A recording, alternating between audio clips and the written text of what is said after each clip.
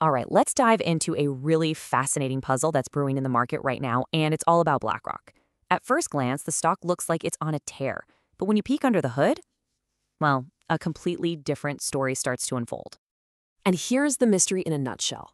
On the one hand, you've got BlackRock stock, that's ticker BLK, enjoying a really solid 3-month climb. That's exactly what you want to see, right? But on the other hand, a super detailed technical analysis is flashing this huge, high-confidence, strong sell signal. So, what gives? A stock that's going up and a sell signal at the same time? That's a classic Wall Street head-scratcher. Let's play financial detective for a bit and see what clues this analysis has managed to dig up. Okay, first things first, let's get our bearings. This whole analysis was done on October 5th, and it's giving us the foundational clues we're going to work with. So at that moment, the stock was trading just a hair over 1160. Now, that's not too far off from a recent peak it just hit, so things still look pretty good on the surface. And there it is, the smoking gun. Even with that great performance, the automated system is practically shouting strong sell with high confidence. You know, this isn't just a quiet suggestion. This is a full-on blaring alarm bell. So, why the alarm? Where is this sell signal actually coming from? Well, the very first clue is hiding in plain sight, in a classic indicator that every single trader keeps an eye on: trading volume. Now, check out this climb. You can see it right here.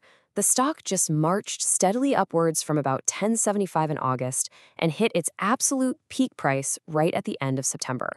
But that peak, that's where our story takes a sharp turn. And this is where it gets really interesting. Take a look at the volume. When the stock hit that peak price, the trading volume was pretty high, but just a couple of days later, it got sliced almost in half. That's not just a dip, that's a massive drop-off. Now, this kind of thing actually has a name. It's a textbook warning sign called a bearish divergence. Think of it this way. The buying pressure, which is the fuel that was pushing the price higher and higher, is starting to sputter and run out. There's just not much conviction left at the top. Okay, so we've got our first major clue. Now let's look at some of the other technical gizmos in the analyst's toolkit, because this is where the case against this rally really starts to pile up. The analysis points out that the price has just completely stalled out. I mean, it is sitting practically on top of its 5-day moving average, which is a super important short-term trend line. It's kind of like a race car that's run out of gas just inches from the finish line. All that immediate upward momentum, poof, it's gone. And if the last few clues were worrying, this slide is basically the nail in the coffin. We've got a whole choir of different technical indicators, and they are all singing the exact same bearish song. Stochastics, CCI, both momentum indicators, both flashing red. The ADX, which measures how strong a trend is, it's saying the uptrend is actually pretty weak.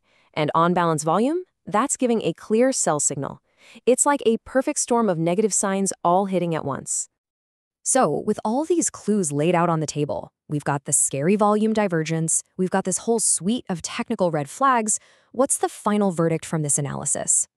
So let's wrap this all up. The uptrend is tired. It's exhausted. The buyers seem to have packed up and gone home. The technical charts are screaming sell, and the price itself is just dead in the water.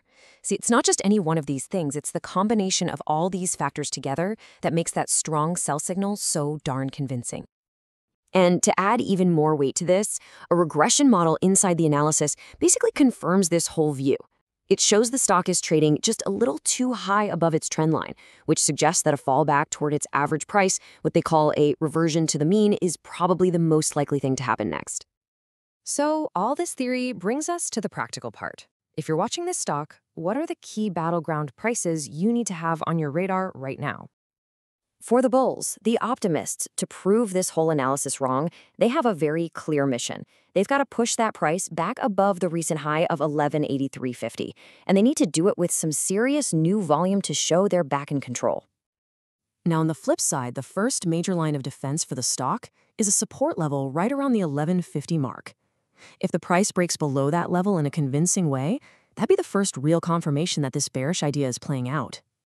But the real line in the sand, the most significant support area, is a little bit lower, down around 1136. And why is that spot so important? Because a whole bunch of different technical indicators all come together right there, creating this really powerful support zone. A break below that would be a huge win for the bears.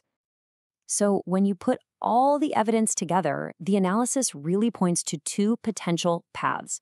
The bearish one, where the stock breaks down and heads toward that big 1136 support zone, is considered way more likely. For the bullish story to continue, it would take a major and, frankly, unforeseen shift in how the market feels about this stock. Ultimately, the report's final conclusion couldn't be any clearer. It's a stark warning. It's saying the immediate risk has swung decisively to the downside and that all the evidence is pointing toward a period of downward price pressure coming up soon. So, there you have it, a really detailed, data-driven case that suggests the party might be over for BlackRock's recent stock run. And it leaves us with this really fascinating question. When you have these cold, hard technical signals clashing with the wild, unpredictable emotions of the market, which one is going to win out? I guess only time will tell.